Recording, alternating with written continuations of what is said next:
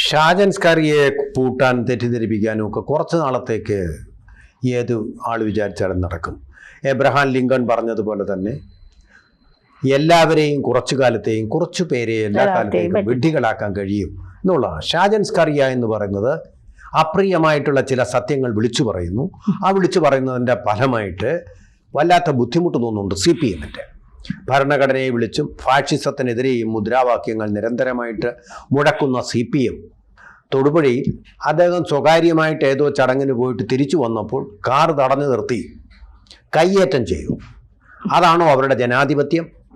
അതാണോ അവരുടെ അഭിപ്രായ സ്വാതന്ത്ര്യം? സാർ അറിയില്ല. അവരെ സംബന്ധിച്ചിടത്തോളം കാല് വെട്ടുക, കൈ വെട്ടുക, തല വെട്ടുക, അടിക്കുക, ഇടിക്കുക, ഇതാണ് അവരുടെ ജനാധിപത്യം.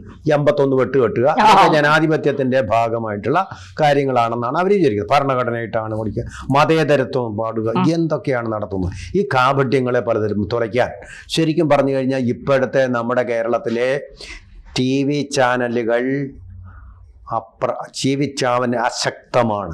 അശക്തമാണ്.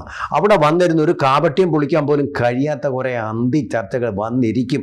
ദിവസവും വന്നിരുന്ന ഇപ്പോൾ അവർക്കൊരു അഡിക്ഷൻ പോലെ ആയിട്ടുണ്ട്. ഒരു നേരെ അന്തി ചർച്ചയ്ക്ക് വിളിച്ചില്ലെങ്കിൽ വല്ലാത്ത അസ്വസ്ഥതയുള്ള കുറേ മുൻ മാധ്യമ പ്രവർത്തകരുണ്ട്. വന്നിരുന്നു കൊണ്ട് ഈ നടത്തുന്ന ഈ വെർബൽ ഡയേറിയ, അതിനേക്കാൾ വളരെ അധികം നമുക്ക് തീർച്ചയായിട്ടും വിശ്വസിക്കാവുന്ന കാര്യമാണ് ഈ ഷാജൻ സ്കറിയ എന്ന് പറയുന്ന ആൾ പറയുന്നത്.